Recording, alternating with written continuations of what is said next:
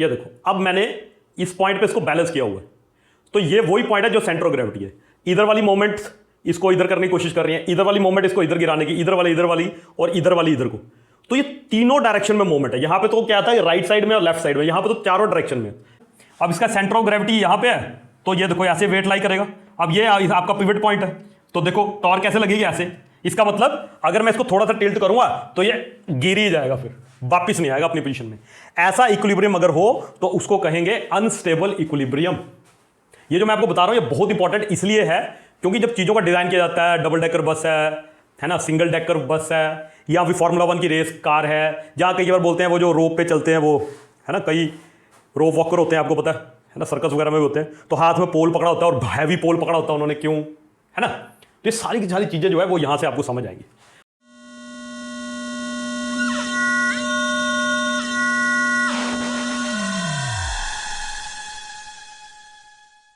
तो hello everyone, कैसे हैं आप लोग। आई होप आप लोग बहुत बढ़िया से पढ़ाई कर रहे होंगे, बहुत बड़े चंगे होंगे।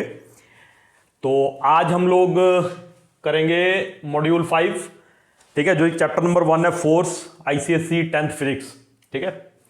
तो चलिए स्टार्ट करते हैं।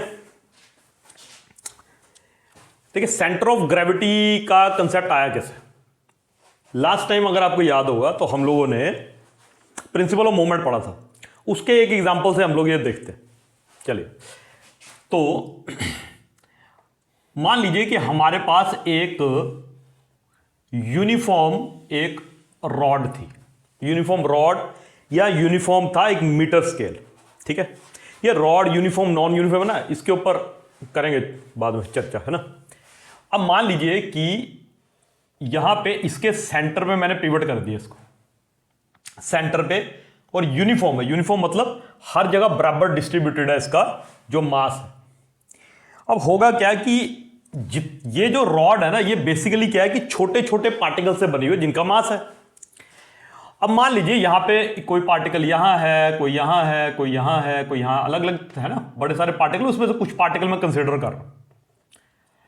अब ये वाला पार्टिकल है, मान लीजिए इसका मास m1 है,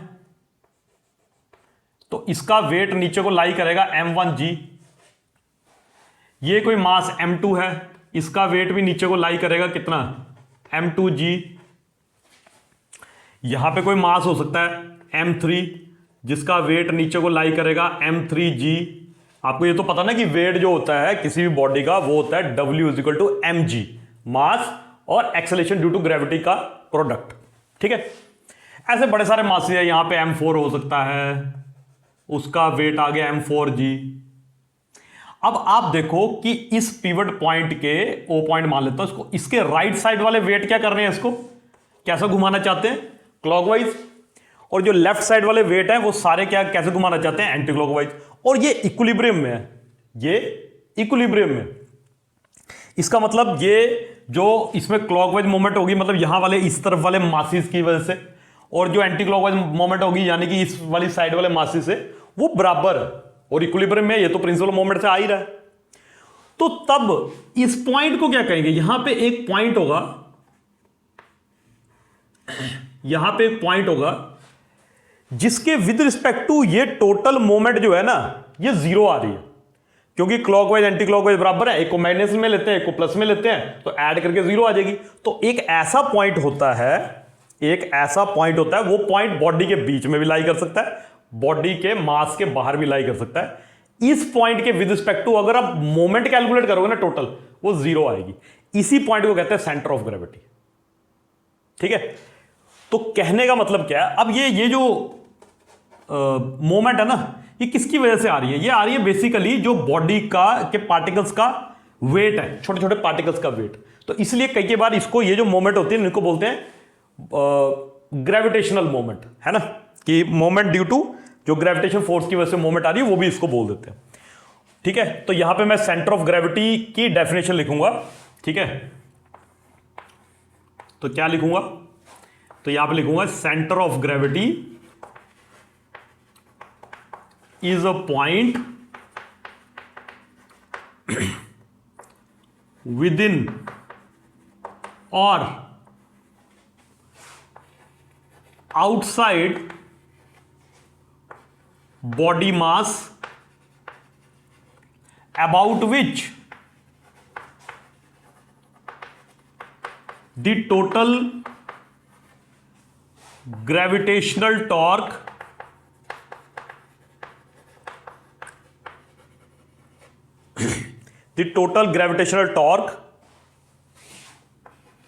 of the constituent particles of the body is 0।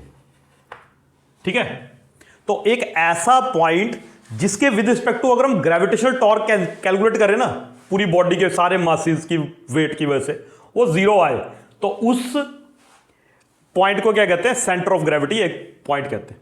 ठीक है, ये टोटली एक ज्योमेट्रिक पॉइंट है।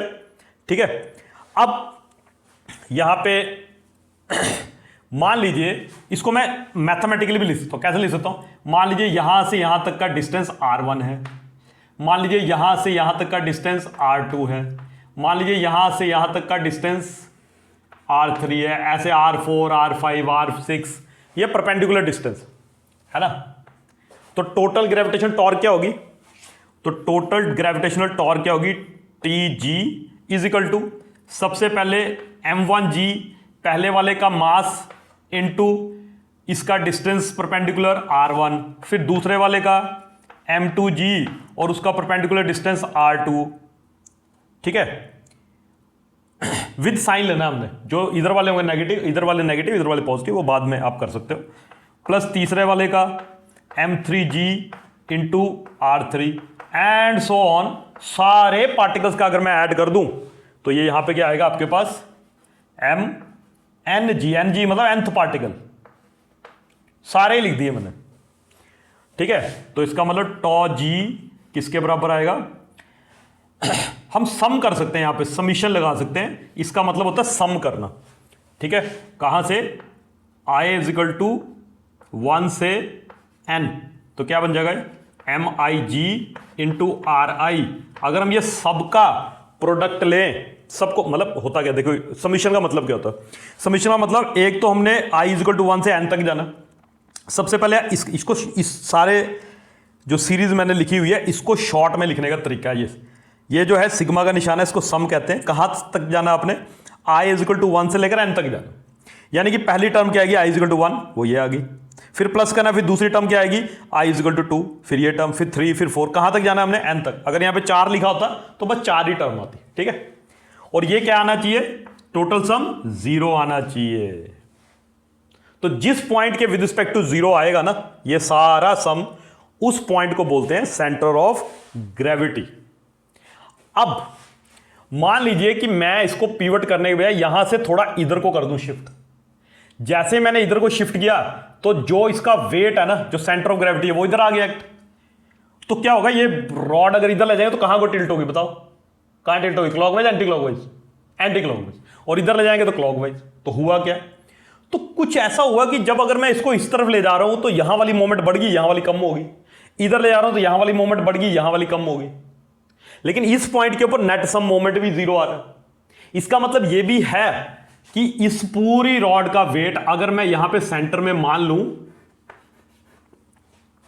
पूरी रॉड का वेट, तो इस वेट की वजह से मोमेंट 0 आएगी, है ना। तो हम यह भी बोल सकते हैं कि सारी रॉड का वेट कहां पे कॉन्सेंट्रेटेड है? सेंटर में।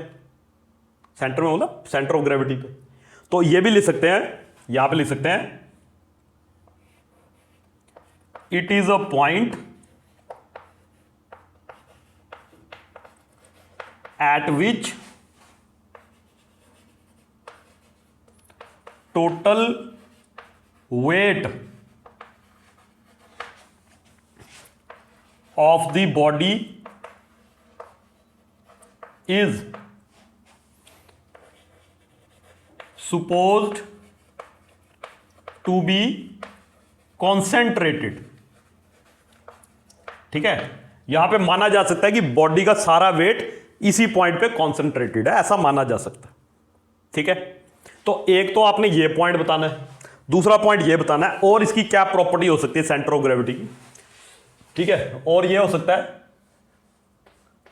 इट कैन लाई, देखो यहां पे लिखा भी हुआ है कि ये कहीं भी लाई कर सकता है, बाहर भी बॉडी के और बॉडी के अंदर भी। It can lie with in और आउटसाइड द बॉडी। ये बॉडी के अंदर और बॉडी के बाहर, अंदर का मतलब जहां बॉडी का जो मास है उस मास में भी कोई पॉइंट हो सकता है और बाहर भी हो सकता है पॉइंट, ठीक है। विद इन और आउटसाइड द बॉडी दोनों में लाई कर सकता है, ठीक है। एक और पॉइंट है इसमें, दी मोमेंट, जैसे लिख सकते हैं दी नेट मोमेंट, लिख दो या better, the net moment about, मैं शॉर्ट में लिख रहा हूं, about centre of gravity is 0, ठीक है। क्योंकि वेट ही अगर उस पॉइंट से पास कर रहा है और उस पॉइंट पे पिवट भी कर दिया आपने तो फिर 0 ही आएगा, है ना, ठीक है। तो ये कुछ पॉइंट है सेंटर ऑफ ग्रेविटी के। लेकिन ये वाली बॉडी ना, ये तो थोड़ी सी ऐसी थी कि मतलब लीनियर टाइप, है ना। हम ऐसा भी कर सकते हैं कि सपोज आपके पास एक लैमिना हो, ऐसे करके लैमिना है और यहां पे एक पॉइंट है जहां इसको कॉन्सेंट्रेट कर रहे हो। मैंने क्या किया, एक पेंसिल ली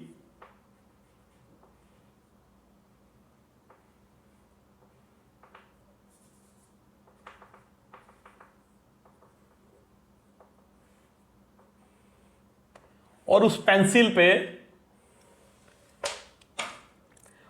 पेंसिल पे इसको क्या किया, उस पेंसिल पे इसको मैंने यहां पे, जब इस पॉइंट पे मैंने इसको बैलेंस करने की कोशिश की ना, बैलेंस हो गया।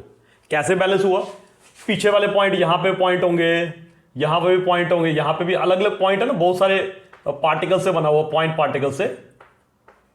तो इन सब की वजह से कुछ ग्रेविटेशनल टॉर्क आएगी, इसकी वजह से आएगी, इसकी वजह से आएगी, इसकी वजह से आएगी, इसकी वजह से आएगी, इसकी वजह से, इन सब की वजह से ग्रेविटेशनल टॉर्क आएगी, है ना। इसकी वजह से भी आएगी। इस पॉइंट के विद रिस्पेक्ट टू, इस पॉइंट का नाम मैं ओ लिख देता हूं। और उन सबका सम क्या आने वाला है, 0 आने वाला है, ठीक है, 0 आने वाला है। जैसे मैं आपको एक करके बताता हूं, शायद कर पाऊं, ठीक है। ये नहीं, तो जैसे कॉपी है, ये बुक है, बड़ी अच्छी बुक है, आपको पढ़नी चाहिए, ठीक है। तो इसको क्या मैं बैलेंस कर सकता हूं, चेक करता हूं, नो,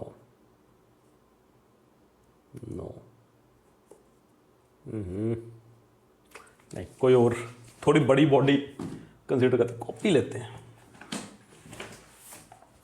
इसको शायद मैं कर पाऊं।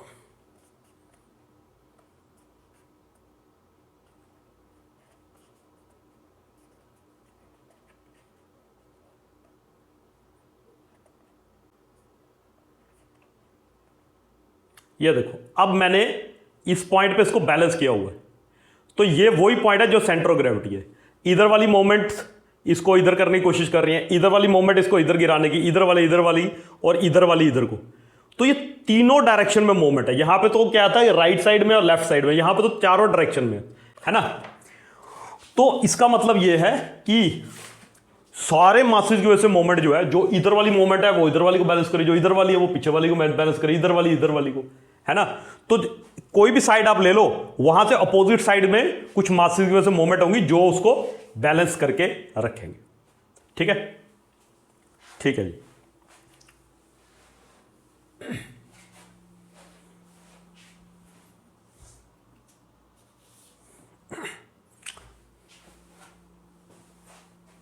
चलिए अगला पॉइंट देखते हैं। तो क्या है,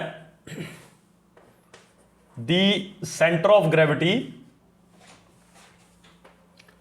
is a point relative to body only. ये बहुत इंपॉर्टेंट पॉइंट, यानी कि बॉडी के अंदर जहां पे सेंटर ऑफ ग्रेविटी पॉइंट होगा ना, वहीं रहेगा। बॉडी को आप एक जगह से दूसरी जगह ले जाओ, आप बॉडी को अलग अलग ओरिएंटेशन में मूव कराओ, तब भी सेंटर ऑफ ग्रेविटी वही रहेगी। जैसे मैं आपको एक बड़ा अच्छा एग्जांपल देता हूं, जैसे एक ट्राइंगल है ना, ट्राइंगुलर लैमिना है। क्या है? Triangular lamina. मैं इसको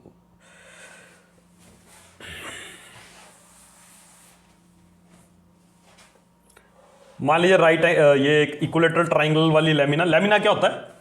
पतली शीट होती है ना, जिसकी थिकनेस बहुत कम हो और एरिया ज्यादा, उसको लैमिना कहते हैं। गत्ता हो गया, शीट होगी, है ना। अब that's not a good example. अब देखिए, मान लीजिए कोन है, ये कोन है, और कोन कौन सा है? ये कोन है। कोन की हाइट जो है वो है h, मान लीजिए h हाइट का कोन है, ठीक है। और ये कोन कौन सा है? हॉलो कोन है, ठीक है। तो हॉलो कोन का जो सेंटर ऑफ ग्रेविटी होता है वो उसके बेस से h/3 हाइट पे होता है, ठीक है, हॉलो कोन का। अब बाई चांस मैं इस कोन को ऐसे रख दूं, ऐसे कर दूं इस कोन को, फिर क्या होगा? तब भी सेंटर ऑफ ग्रेविटी यहीं रहेगी, उसके बेस से h/3 ही रहेगी।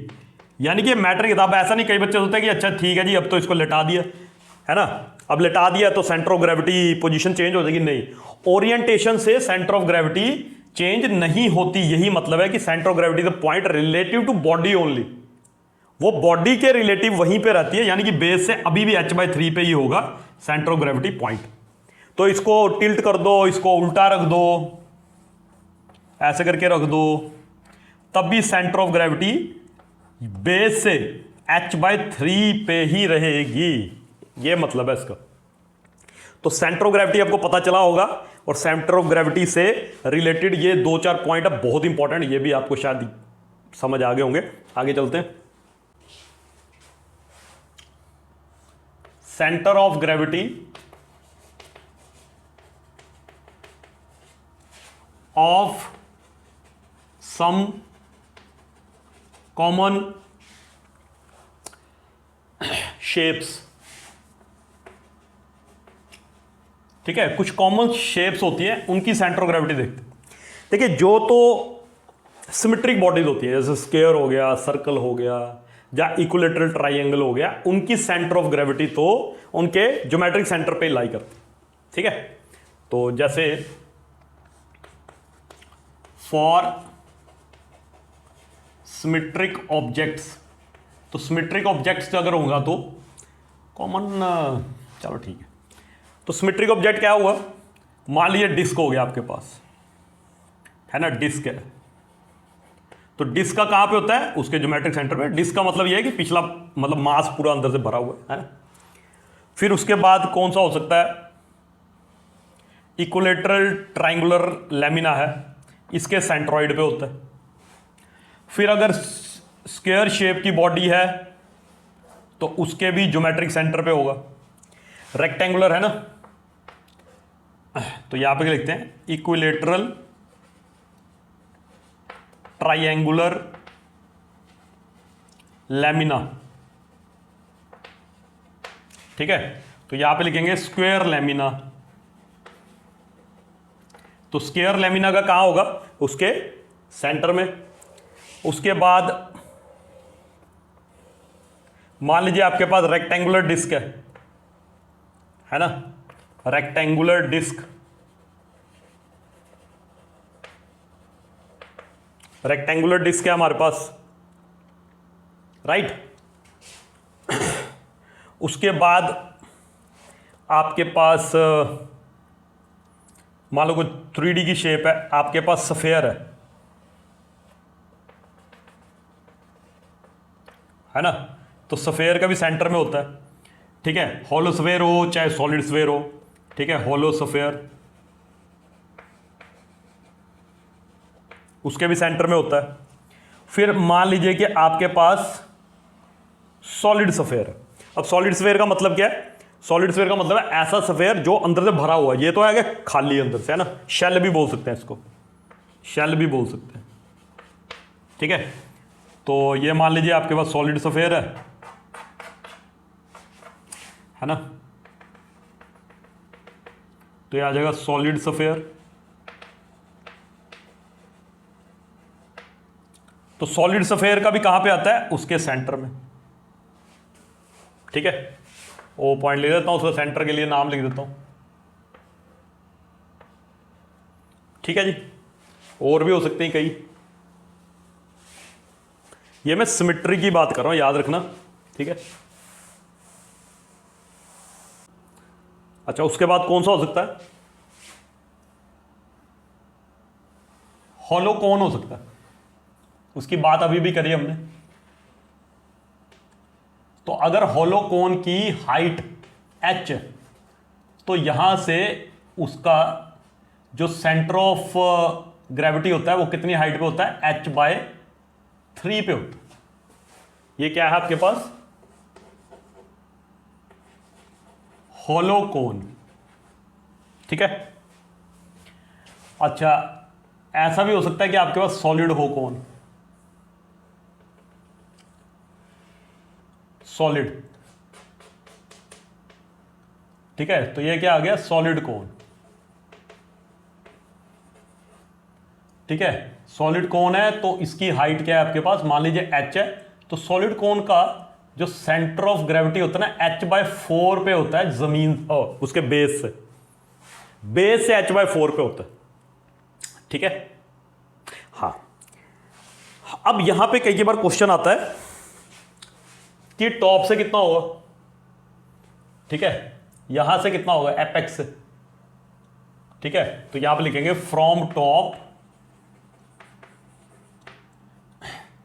COG विल बी एट, अब कहां से करेंगे, h में से h/3 माइनस कर दो, h माइनस h/3, तो कितना आएगा बोलो, 2h/3।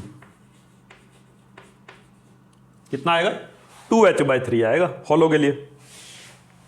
और सॉलिड के लिए करेंगे तो क्या आएगा, h माइनस h/4, कहां से, टॉप से, तो कितना आ जाएगा आपके पास, 3h/4। आप कैलकुलेट करके चेक कर लेना। ठीक है, ये भी हो गया। अच्छा इसके साथ ऐसा भी हो सकता है कि आपके और रिंग हो। अब रिंग को मैं दो तरीके से बना सकता हूं, या तो एक मैं ऐसे बना दूं, ये रिंग है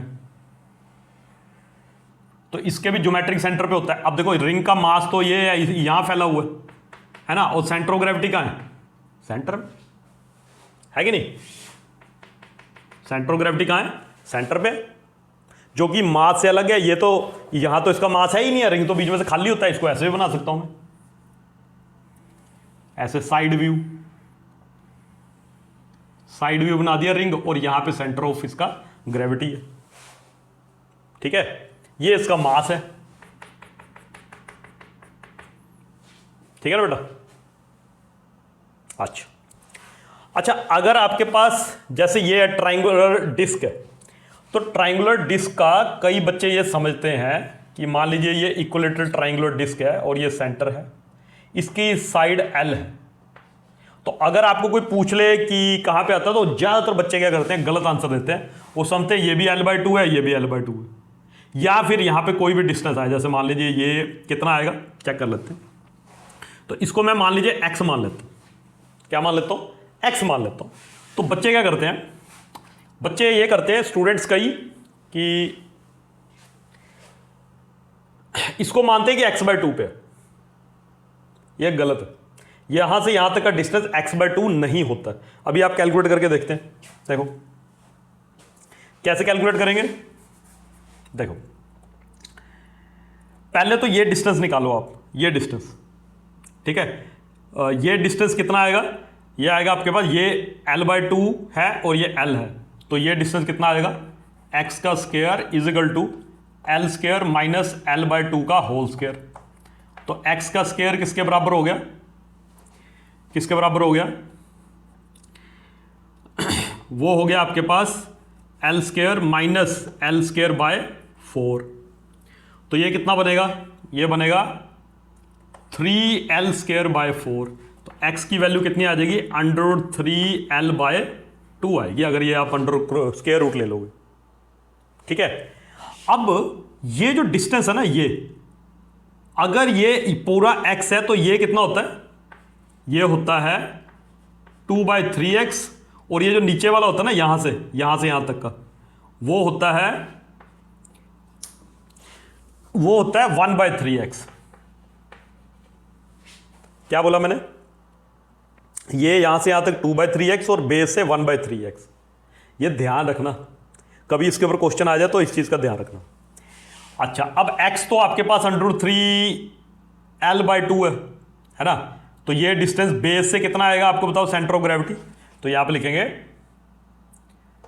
position of centre of gravity from base, triangular lamina के बेस से क्या आएगा, तो ट्राइंगुलर लैमिना के बेस से आएगा, तो ये है 1/3x और x की ये वैल्यू है, तो वो कितना आ जाएगा 1/3 ऑफ x की जगह क्या लिखेंगे, √3/2।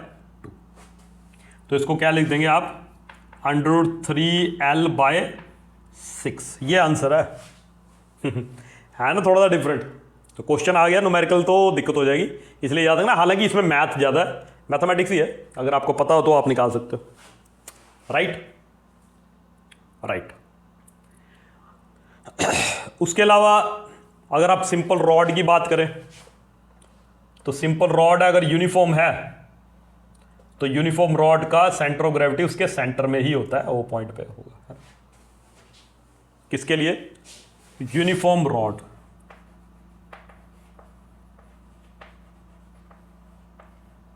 और रॉड अगर यूनिफॉर्म नहीं हुई तो, अब मान लीजिए रॉड का मास आहिस्ता आहिस्ता आहिस्ता आहिस्ता बढ़ रहा है इस तरफ को, तो इसका मतलब इस तरफ मास डिस्ट्रीब्यूशन ज़्यादा होगी, इधर कम है, तो इसका मतलब सेंटर ऑफ ग्रेविटी कहाँ शिफ्ट होगा, जहाँ मास ज़्यादा।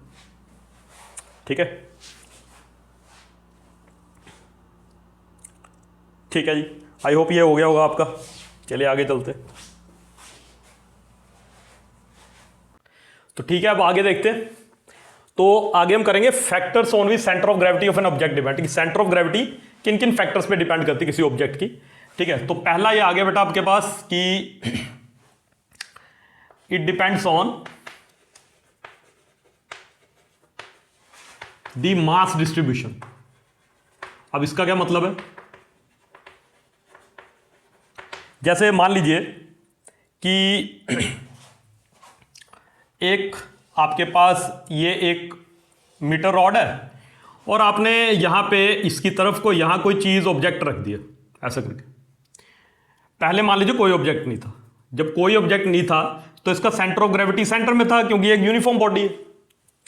फिर मैंने ये किया, यहां पे एक ब्लॉक रख दिया, तो आपको पता है ये ब्लॉक अगर रख दूं तो सेंटर ऑफ ग्रेविटी यहां नहीं होगी, अब थोड़ी यहां को शिफ्ट कर जाएगी लेफ्ट वाली तरफ। अगर मैं इसी ब्लॉक को उठा के यहां से उठा के यहां रख दूं तो सेंटर ऑफ ग्रेविटी इधर शिफ्ट कर जाएगा। इसका मतलब अब क्या है, ये मास ही है ना, और इस रॉड का भी मास है, तो ये मास की डिस्ट्रीब्यूशन कैसी है, मतलब कहां आपने मास रखा है। ऐसे किसी बॉडी में ऐसा हो सकता है कि मान लीजिए बॉडी है और इस तरफ यहां ना थोड़ा मास ज्यादा है और यहां पे डिस्ट्रीब्यूशन कम है मास की, यहां पे थोड़ा सा यहां ज्यादा घन है, मतलब मोर डेंसिटी भी बोल सकते हो आप, मोर डेंस है यहां पे। तो आप ये भी कह सकते हो कि डेंसिटी की डिस्ट्रीब्यूशन कैसी है, तो जहां पे डेंसिटी ज्यादा होगी तो वहां पे ऑब्वियसली उस तरफ को, तो सेंटर ऑफ ग्रेविटी किस तरफ का होगा, जहां पे मास ज्यादा होता है। ठीक है, सेकेंड चीज शेप ऑफ द ऑब्जेक्ट। जिस ऑब्जेक्ट की बात करें उसकी शेप के ऊपर भी डिपेंड करता है। जैसे मान लीजिए गूंधा हुआ आटा आपके पास है ना, डो जिसको कहते हैं, तो डो को आप गूंद के, आपको पता डो या क्ले जो होती है ना, तो क्ले को भी किसी भी शेप में आप चेंज कर सकते हो। तो जब आप शेप में चेंज करोगे तो विद रिस्पेक्ट टू बॉडी आपने मान लीजिए उसको ऐसे सिलेंड्रिकल शेप कर दिया तो सेंटर में सेंटर ऑफ ग्रेविटी है ना, फिर आपने मान लीजिए कि उसको और कोई किसी शेप का बना दिया तो सेंटर ऑफ ग्रेविटी हो सकता है यहां पे आ जाए उसकी, है ना। तो बॉडी के हिसाब से जैसे शेप चेंज होगी relative to body, centre of gravity की पोजीशन भी चेंज हो जाएगी, रिलेटिव टू बॉडी कह रहा हूं मैं। ठीक है, तो शेप जो ऑब्जेक्ट की है उसके ऊपर भी डिपेंड करता है। अच्छा, कुछ फैक्टर ऐसे जिनके ऊपर डिपेंड नहीं करता, हालांकि उसमें से एक मैंने आपको बता दिया। ठीक है, तो यहां पे ध्यान रखना factors on which centre of gravity do not depends. ठीक है, तो किस पे नहीं डिपेंड करता है? तो सबसे पहला आ गया आपके पास मास। अब जैसे यहां पे आप देखो सॉलिड कोन की बात की, तो सॉलिड कोन अगर हैवी होगा, मान लीजिए एक सॉलिड कोन आपने लिया सेम साइज का, एच सेम है, नहीं एच तो सेम नहीं होता फिर, या एक बड़ा कोन ले लिया आपने, है ना, तो बड़े कोन में भी जो अगर हाइट उसकी एच है तो सेंटर ऑफ ग्रेविटी की पोजीशन वहीं रहेगी, मास के ऊपर डिपेंड नहीं करेगी। ठीक है, या फिर हाँ, जहाँ एक और चीज बोल सकते हैं, मान लीजिए कि आपने कोन लिया है और उस कोन में पानी भरा हुआ, दूसरा कोन लिया है उसमें मरकरी भरा हुआ है। अब उतने वॉल्यूम में मरकरी अगर ज्यादा है तो मास तो ज्यादा हुआ उतने वॉल्यूम में, है ना, क्योंकि वॉल्यूम कांस्टेंट है, मरकरी की डेंसिटी ज्यादा होती है, लेकिन सेंटर ऑफ ग्रेविटी h/4 पे ही मिलेगी बेस से, ये याद रखना। ठीक है, और सेकंड किसके ऊपर? ओरिएंटेशन, शेप की बात नहीं कर रहा। और जब हम ओरिएंटेशन की बात करते हैं तो उसमें यह ध्यान रखना है कि ओरिएंटेशन का मतलब शेप चेंज करना नहीं है, और ओरिएंटेशन किसकी चेंज नहीं होती? अगर बॉडी रिजिड है, रिजिड मतलब उसमें फोर्स वगैरह लगाएं तो उसकी साइज शेप चेंज ना हो, तो अगर हम उस बॉडी को टिल्ट करें, उल्टा रख दें, तब भी जैसा मर्जी करें, इस कोन को जैसा मर्जी टिल्ट करें, जिस मर्जी हिसाब से रखें, इसका जो बेस होगा ना उसके हिसाब से h/4 पे ही मिलेगी आपको सेंटर ऑफ ग्रेविटी पोजीशन। ठीक है जी, तो ये ध्यान रखना। ठीक है, ओके, आगे चलते हैं।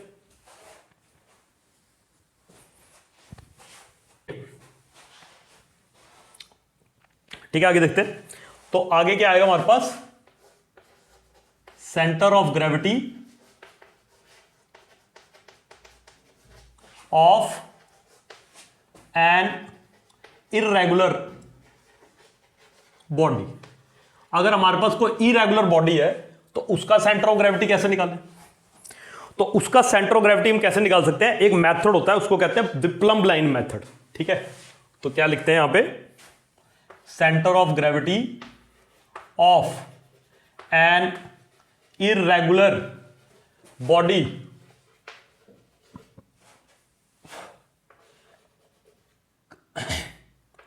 Can be determined using plumb line method, using plumb line method. अच्छा, प्लम्ब लाइन का मतलब क्या होता है? देखिए, होता क्या कि अगर किसी हैवी ऑब्जेक्ट को आप किसी रस्सी से लटकाओगे तो वो बिल्कुल वर्टिकली डाउनवर्ड्स आएगा। आपने देखा होगा कई बार जो मकान वगैरह बनाते हैं, जो मिस्त्री वगैरह होते हैं, उनके पास एक ऐसे लट्टू जैसा होता है। हालांकि आजकल तो शायद वो यूज नहीं करते, आजकल तो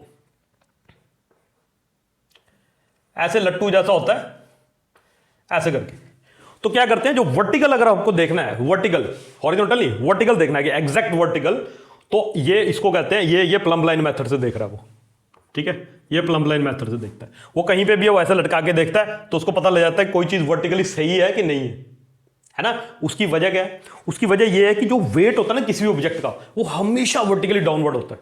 क्या होता है? हमेशा वर्टिकली डाउनवर्ड। कोई भी किसी भी बॉडी का वेट होगा तो वर्टिकली डाउनवर्ड होगा। हर एक ऑब्जेक्ट को अर्थ जो है वो अपने सेंटर की तरफ को खींचती है, तो सेंटर की तरफ को खींचेगी तो वो वर्टिकली डाउनवर्ड डायरेक्शन ही होगी, है ना। तो देखते प्लम्ब लाइन मेथड, क्या आसान ही है। तो हम लोग क्या करेंगे, जो हमारा इरेगुलर ऑब्जेक्ट है, आपको बताया तो मोटा मोटा, मान लीजिए ये इरेगुलर ऑब्जेक्ट, ठीक है। आप कैसे कर सकते हो, गत्ते का पीस काटो, उससे कर सकते हो। इसमें आप एक सुराख यहां करो, एक सुराख यहां करो, एक सुराख कहीं और कर लो, यहां कर लो, ठीक है। तो क्या होगा कि सबसे पहले हम लोग क्या करेंगे, इसको मान लीजिए इस पॉइंट को ए नाम दे दिया, इसको बी दे दिया नाम, इसको सी दे दिया। सुराख पहली बात बड़े बड़े निकाल लें ताकि वो इजीली ऐसे करके ऑसिलेट कर सके सुराख में, ऐसा नहीं फंसी जाए सुराख में, है ना। एक तो बड़े बड़े करने हैं, फिर हमने कील लगाना है। कील लगा के इस ऑब्जेक्ट को पहले ऐसे करके रखना है, हर बार सेम शेप नहीं बना पाऊंगा, सॉरी। तो क्या होगा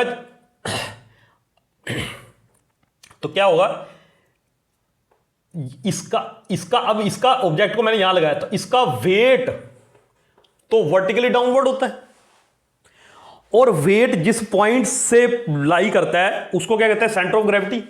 तो ये वेट तो हमेशा सेंटर ऑफ ग्रेविटी, इसका सेंटर ऑफ ग्रेविटी इसी लाइन पे है कहीं ना कहीं, तो मैं एक लाइन खींच दूंगा, मान लीजिए ये पॉइंट था, तो ये लाइन खींच दी मैंने, तो ये लाइन आ गई मान लो, है ना। फिर मैं इसी ऑब्जेक्ट को बी से लटकाना शुरू कर देता हूं, फिर मैंने इसको बी से लटका दिया। अब बी से लटका दिया तो यहां लाई करेगा इसका वेट, करेगा ना, करेगा। अच्छा, फिर ये लाइन, तो सेंटर ऑफ ग्रेविटी इस लाइन पे भी होगी, तो मैंने वो लाइन ड्रॉ की, तो वो लाइन आ गई। यहां पे ये जो पॉइंट दो मिल रहे हैं ना, जहां पे ये दो लाइनें मिल रही है, एक्चुअली में यही सेंटर ऑफ ग्रेविटी आपकी, लेकिन हम लोग जानबूझ के एक तीसरी एक और पॉइंट से लटकाते हैं ताकि कंफर्मेशन हो जाए, है ना। तो कंफर्मेशन लिए हम क्या करेंगे, सी पॉइंट पे लटका देंगे। तो सी पॉइंट पे से लटकाया हमने फिर बॉडी को, और फिर ऐसे वर्टिकल लाइन मान ली, है ना। तो ये लाइन कहां से पास करेगी, ये भी यहां से पास करेगी, तो ये जो पॉइंट है ना, ये हो जाएगा आपके पास सेंटर ऑफ ग्रेविटी। अब आप ये यार शेप में एक जैसी सॉरी बना नहीं पाऊंगा, ठीक है, इतना भी तगड़ा आर्टिस्ट नहीं हूं, तो लेकिन ये है कि ये ऐसे ही अगर आप कोई भी शेप की बॉडी लोगे थोड़ी रैंडम, तो उसकी शेप तो चेंज नहीं होगी, पर मैंने समझाने के लिए आपको अलग अलग डायग्राम बनाई है, ठीक है। मान लीजिए कि ये सेम ही बॉडी है, तो ऐसे से। अच्छा, पास करेगी क्यों, क्वेश्चन आता है पास करेगी क्यों। पहला क्वेश्चन कई बार ये आता है कि क्यों उसको टाइट क्यों नहीं, ऐसे टाइट, अगर आपने टाइट किया तो ऐसे खड़ी रहेगी, है ना। तो आपने रोक लिया उसको फ्रीली ऑसिलेट करने से। अगर मैं ऐसा करता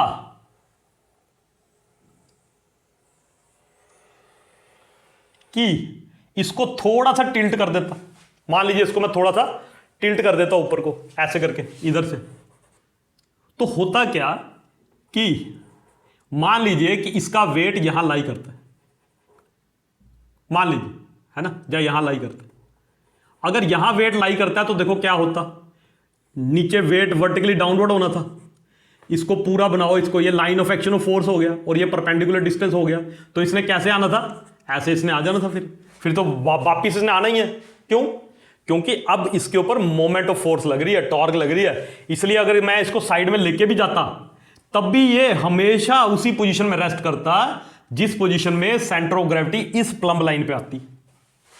ऐसा ही होता, अगर इसको दूसरी तरफ ले जाते तो ऐसा करके ऑसिलेट करता, आ वहीं जाता, ठीक है।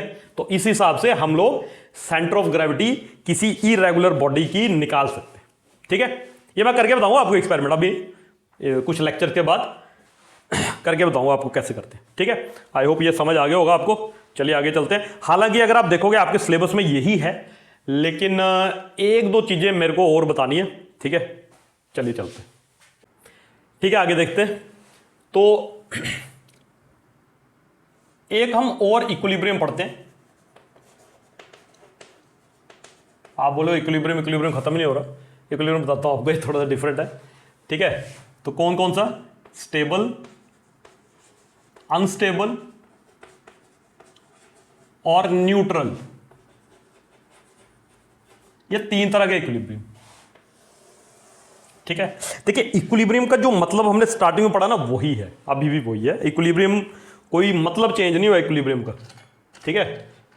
इक्विलिब्रियम का मतलब वही है कि जब बॉडी के ऊपर नेट फोर्स और नेट टॉर्क जीरो हो तब हम कहेंगे कि बॉडी इक्विलिब्रियम में, ठीक है, वो अभी भी वही है। अच्छा, तो फिर क्या है यहां पे खास, तो यहां पे क्या है, depending on what happens if an object is displaced tilted लिख लो, मतलब यहां डिस्प्लेसमेंट का मतलब टिल्टेड है, tilted from its position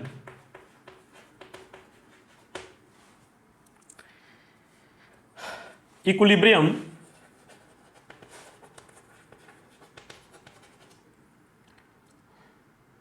is of three types,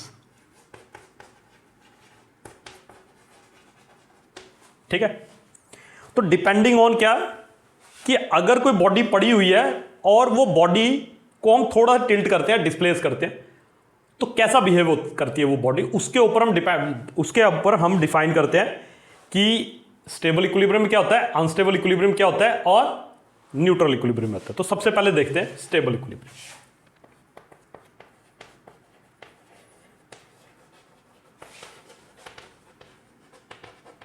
अब स्टेबल इक्विलिब्रियम का मतलब क्या है, देखिए मान लीजिए कि ये एक सरफेस है, ठीक है जी। इस सरफेस के ऊपर एक कंटेनर रखा हुआ है, ऐसे करके कंटेनर रखा है, ऐसे ऊपर छोटा मुंह है इसका और ऐसा कंटेनर है वो, ठीक है, ऐसा कंटेनर रखा हुआ है। हमने क्या किया, इस कंटेनर को थोड़ा सा टिल्ट किया। मान लीजिए इस कंटेनर की सेंटर ऑफ ग्रेविटी यहां पे, मान लीजिए, अब इसको टिल्ट किया मैंने,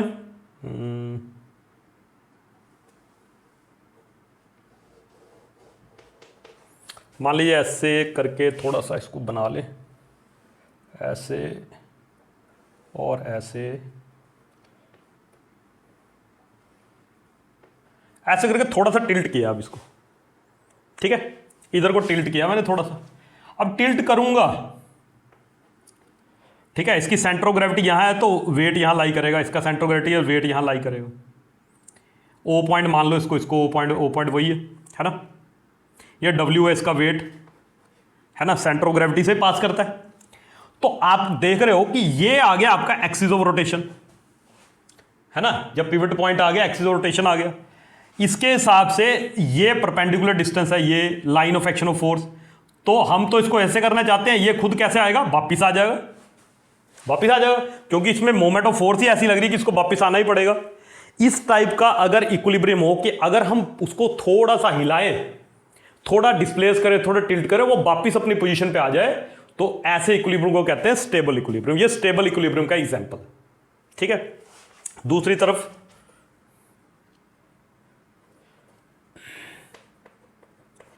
अनस्टेबल इक्विलिब्रियम।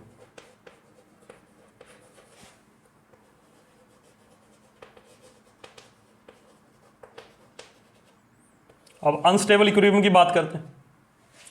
अनस्टेबल इक्विलिब्रियम मतलब क्या होता है, अब मान लीजिए एक और मैं टाइप की बॉडी बनाता हूं, है ना। जैसे मान लीजिए कि एक बॉडी हमने बनाई, वो ऐसी थी, वो, ठीक है, और उसका सेंटर ऑफ ग्रेविटी भी यहां पे है कहीं पे।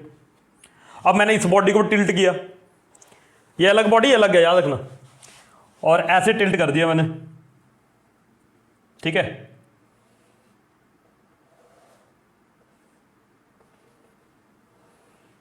ऐसे टिल्ट कर दिया। अब यहां पे क्या हुआ, यहां पे भी ऐसे टिल्ट किया जैसे पहले वाले में टिल्ट किया था।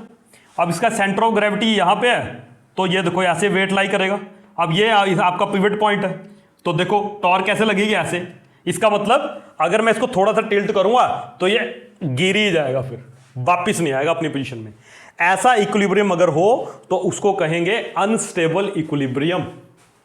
ये जो मैं आपको बता रहा हूं ये बहुत इंपॉर्टेंट इसलिए है क्योंकि जब चीजों का डिजाइन किया जाता है, डबल डेकर बस है ना, सिंगल डेकर बस है, या फिर फार्मूला 1 की रेस कार है, जहां कई बार बोलते हैं वो जो रोप पे चलते हैं वो, है ना, कई रोप वॉकर होते हैं, आपको पता है ना, सर्कस वगैरह में भी होते हैं, तो हाथ में पोल पकड़ा होता है और हैवी पोल पकड़ा होता है उन्होंने, क्यों, है ना। तो ये सारी की सारी चीजें जो है वो यहां से आपको समझ आएंगी। अच्छा, तीसरा इक्विलिब्रियम कौन सा है, उसको कहते हैं न्यूट्रल इक्विलिब्रियम। इसका हमें इतना काम नहीं है लेकिन जब फिर भी पढ़ लेते हैं। अब न्यूट्रल इक्विलिब्रियम का मतलब क्या है, मान लीजिए कि एक ये सरफेस है, प्लेन सरफेस है, बिल्कुल प्लेन, और इस सरफेस के ऊपर एक बॉल रखी है आपने। अब इस बॉल को हमने थोड़ा सा आगे शिफ्ट कर दिया, मान लीजिए थोड़ा सा आगे शिफ्ट कर दिया, कोई फर्क पड़ा, कोई फर्क नहीं पड़ा। इधर से इधर भेज दो, इधर रुक जाएगा, इधर से इधर भेज दो, इधर रुक जाएगा, इधर से ना आगे जाएगा ना पीछे जाएगा। यहां पे ये वापिस आ जा रहा है, यहां ये आगे से लुढ़क जा रहा है, और यहां पे ये यहां पे रखा वहीं पे रहा। ऐसा इक्विलिब्रियम अगर हो जिसमें अगर हम थोड़ी सी, हालांकि मैंने ज्यादा दिखा दी डिस्प्लेसमेंट, थोड़ी सी अगर डिस्प्लेसमेंट करें तो वो ऑब्जेक्ट ना हिले ना डूले ना वापिस आए ना आगे जाए, बस वहीं रुक जाए, ऐसे इक्विलिब्रियम को कहते हैं न्यूट्रल इक्विलिब्रियम। ठीक है, तो ये न्यूट्रल इक्विलिब्रियम हो गया। इक्विलिब्रियम बड़ा जरूरी है। अब बताओ कि आप क्या चाहते हो, आप जो ऑब्जेक्ट बनाओ उसमें स्टेबल इक्विलिब्रियम है, अनस्टेबल की न्यूट्रल? Stable equilibrium. हम चाहते हैं कोई भी चीज हम डिजाइन करें तो स्टेबल इक्विलिब्रियम वाली चीज होनी चाहिए, ठीक है, उसमें स्टेबल इक्विलिब्रियम हो, ताकि अगर थोड़ा वो टिल्ट कर भी जाए तो वापिस आ जाए वो अपनी पोजीशन में, गिरे ना, टॉपल ना करे, है ना। और इसके लिए सबसे बेस्ट कंडीशन क्या है कि ये जो लाइन ऑफ वेट है ना, जिस लाइन के अलोंग वेट लाई कर रहा है, वो इस बॉडी से बाहर नहीं जानी चाहिए। यहां देखो इस बॉडी से बाहर चलेगी ना, इसके बेस से बाहर, यहां इसके बेस के अंदर अंदर ही है। जब तक इस बेस के अंदर अंदर ये लाइन रहेगी, ये वाली वर्टिकल लाइन, तब तक बॉडी टॉपल नहीं होगी। यहां पे देखो इस बेस, ये जो बेस है, बेस से बाहर चली गई ये लाइन, है ना, वेट वाली, तो इसलिए यहां पे टॉपल करेगी, ठीक है। तो यहां पे क्या है, तो यहां पे लिखेंगे condition for stability, condition for stability. तो स्टेबिलिटी की क्या कंडीशन है? पहला, base area should be large. Base area जो है ना बड़ा होना चाहिए। जितना बड़ा बेस एरिया होगा उतने ज्यादा उसके टॉपल करने के कम चांस है। यहां देखो बेस एरिया कम है, यहां बेस एरिया ज्यादा है ना।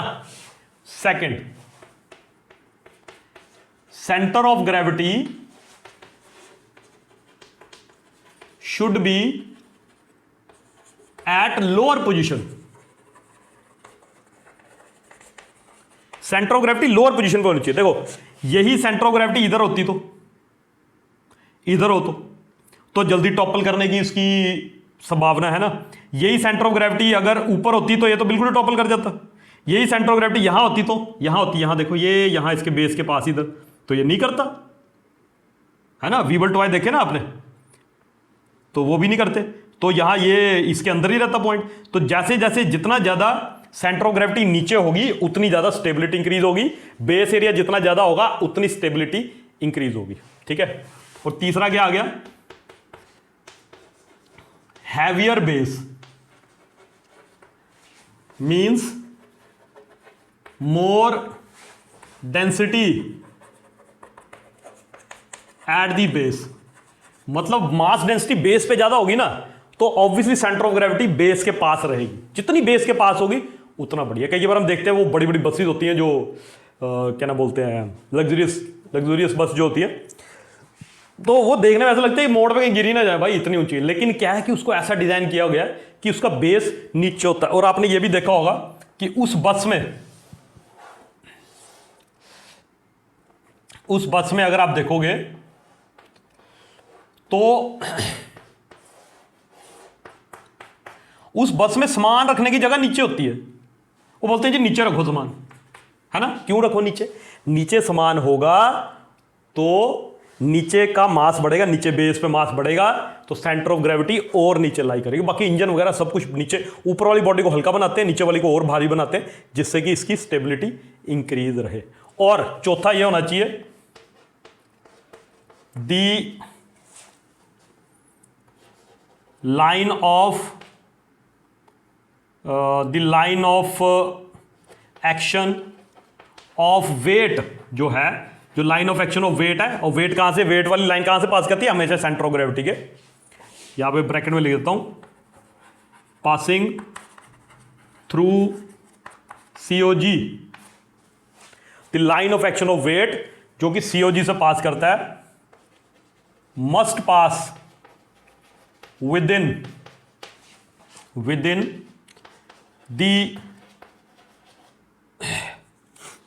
the base of the object so that the object does not topple, object topple ना करे, ठीक है जी। इससे रिलेटेड बहुत सारे एग्जांपल्स हैं, है ना।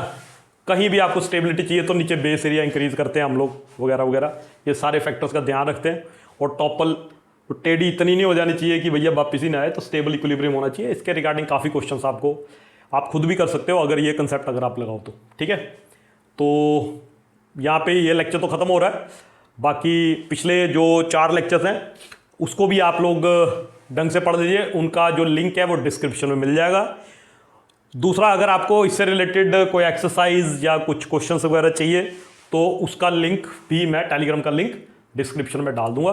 कुछ समझ ना आए, जब मेरे से कुछ गलती हुई हो तो प्लीज़ कमेंट सेक्शन में जरूर बताना। मिलते हैं अगले लेक्चर में, उसमें हम पढ़ेंगे यूनिफॉर्म सर्कुलर मोशन। ठीक है, तब तक के लिए बाय।